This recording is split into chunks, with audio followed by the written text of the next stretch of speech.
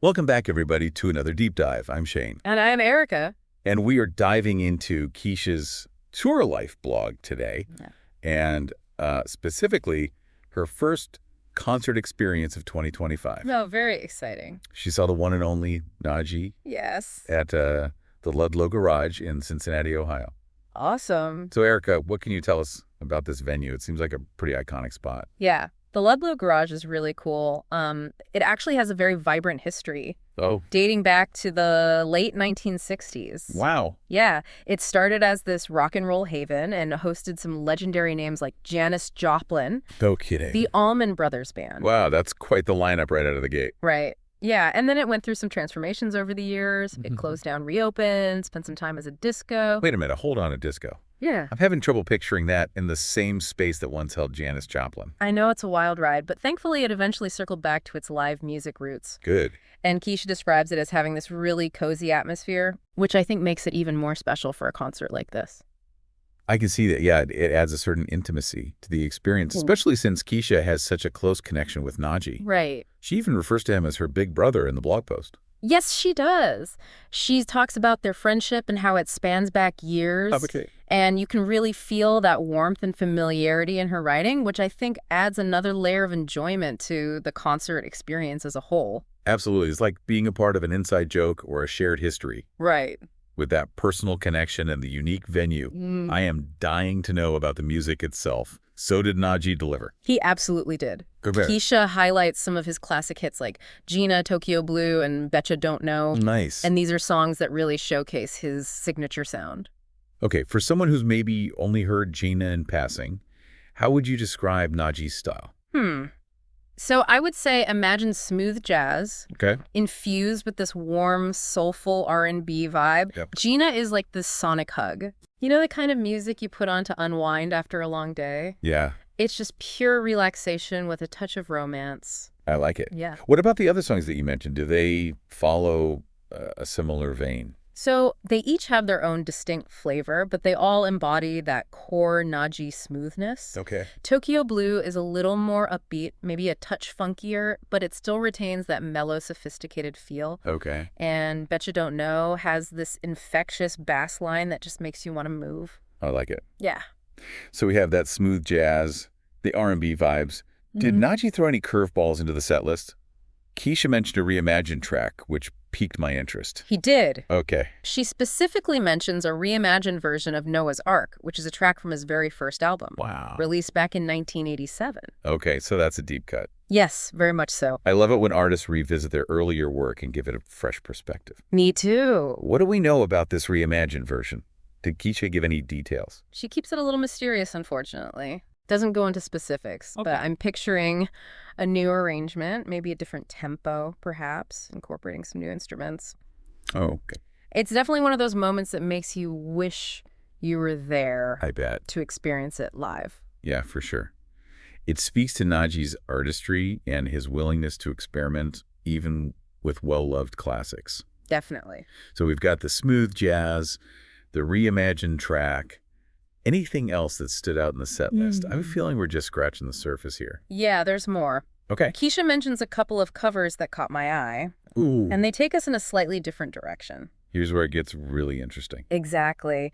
So Najee surprised the audience with a cover of Luther Vandross's The Night I Fell in Love. Now that's a classic. I can only imagine Najee sax adding this whole other dimension to that soulful ballad. Oh, for sure. Did Kecia mention anything about her reaction? She said she'd never heard him perform it live before, so it was a special treat for her. Okay. And I'm guessing for a lot of the audience as well. It speaks to Najee's versatility as an artist. For sure. He can effortlessly move between these different genres while still staying true to his own sound. It's like he's saying, I can do the smooth jazz, Yeah. but I can also tap into this deep well of soul and emotion. Right. It's making me want to go back and listen to that Luther Vandross track with fresh ears. Yes. Imagining Najee's sax weaving through it. I know, right? And it doesn't stop there. No, it doesn't. He also covered Earth, Wind & Fire's You Can't Hide Love. Yes, he did. Now that's a song that just about everyone knows.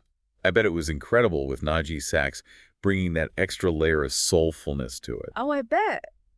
It sounds like he's curated this set list that's both familiar and unexpected. Right. A perfect balance for both die-hard fans and newcomers like myself. Right. But wait, I remember Kecia mentioning something about a high-energy finale, something about honoring funk legends. Yes, you're talking about the funk medley that closed out the show. Yeah? Yeah, she specifically mentions Roger Troutman Zapp, George Clinton Parliament Funkadelic, and Rick James. Talk about iconic influences. That's a powerful trio representing the heart and soul of funk. Right. Najee clearly isn't afraid to pay homage to his musical heroes Nope. and bring that energy to his own performance.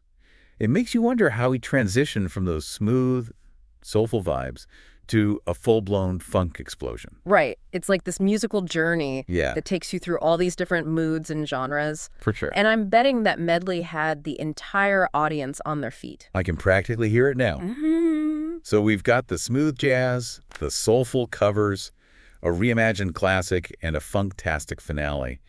Najee seems to have covered all the bases here. He did. And, speaking of covering all the bases, we haven't even touched on the amazing band backing him up. That's right.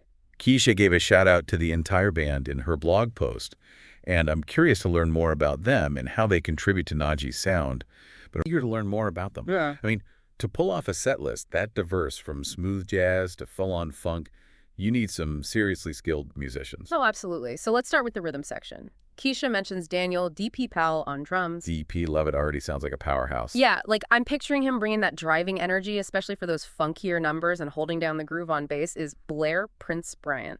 Another fantastic nickname. It's like Najee's assembled a musical royal court. Right, DP and Prince. Right. It makes you wonder about their individual stories. You know how they each found their way to Najee's band? Totally. It adds this whole other layer of intrigue to the performance. Okay, so we've got the rhythm section covered.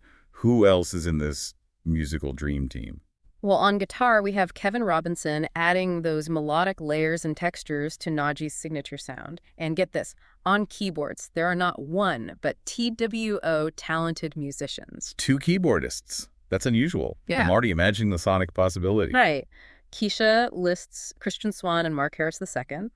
I wonder if they trade off between different keyboard instruments like piano and organ, or maybe they layer their parts to create these rich, complex soundscapes. That's what I'm thinking too. It's like having 2 chefs in the kitchen, each bringing their own spice to the dish. So clearly Najee has surrounded himself with incredible talent.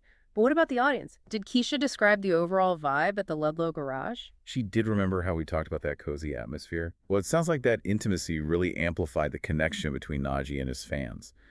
Kecia even mentions that his CDs were completely sold out before the show even started. Wow, sold out before the first note. That speaks volumes about Najee's enduring popularity and the anticipation surrounding this concert. I bet that created a palpable buzz in the room. Oh, absolutely. And here's something else that really struck me.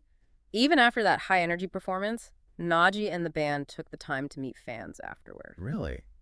That's fantastic. You don't always see that level of fan interaction, especially from artists who have been in the industry as long as Najee. It speaks to his genuine appreciation for his fans and the community they create around his music. Exactly. And for Kecia, it wasn't just a casual meet and greet. She describes it as a mini family reunion with Najee. That's so heartwarming. It circles back to that idea of close connection and family that we talked about earlier. It's like Najee's music creates this extended family, bringing people together through a shared love and appreciation. Yeah, it's a beautiful way to think about it, and it goes beyond just this one concert. It speaks to the broader power of music to transcend boundaries and create these lasting bonds between people. Absolutely. And to think this was just Kecia's first concert of 2025, it makes me wonder what other musical adventures await her and us as we follow along on her blog. Right. Kecia clearly has a knack for finding these hidden gems and sharing those unique experiences with her readers. It's like getting a backstage pass to the world of live music through her eyes. Speaking of sharing, I know Kecia doesn't just stick to blogging. She has a whole online presence, right? That's right. If you want to follow along on Kecia's journey, you can find her on Facebook, Instagram, TikTok, and YouTube. She's got a platform for just about everyone. Perfect. So if you're looking for more concert reviews, travel tips, or just a dose of positivity and good vibes, be sure to check out Kecia's tour life. You won't regret it. And on that note, as we wrap up this part of our deep dive, I'm left thinking about what makes a concert experience truly memorable. Ooh. That's a good question. Is it the set list, the venue, the crowd's energy? What are your thoughts, Erica? Well, I think it's a combination of all those things, but there's also something else at play, a sort of intangible magic that happens when everything aligns just right. Intriguing. Tell me more. Imagine this. You have the artist pouring their heart and soul into their performance. Then you have the audience feeding off that energy and creating this collective wave of emotion. And then there's the venue itself, almost like a character in the story, providing the backdrop and atmosphere for this shared experience. You're right, the venue plays a huge role. I mean, we talked about the Ludlow Garage's history and how its intimate settings seem to amplify the connection between Najee and his fans. Exactly. And when all those elements come together, when the music resonates with the audience on a deep level, and the artist feels that connection, something truly special happens. It becomes more than just a concert. It transforms into a shared memory, a moment in time that stays with you long after the final note fades away. I love that, a shared memory. It's like everyone in that room, from the artist to the fans to the people working behind the scenes, becomes part of something bigger than themselves. Exactly, and that's what Kecia captured so beautifully in her blog post. It wasn't just about the music, although that was clearly a highlight. It was about the feeling, the sense of community, the joy of connecting with something that speaks to your soul. Well said, Erica. And I think that's a perfect note to end on. So as we wrap up this deep dive into Keisha's world, we want to leave you with one final thought. What makes a concert experience truly special for you? Is it the artist's performance, the connection with the crowd, or the venue's unique atmosphere? Or perhaps it's that intangible magic we were just talking about. Whatever it may be, we encourage you to seek out those musical moments that bring you joy, connection, and lasting memories. Thanks for joining us on this deep dive. Until next time.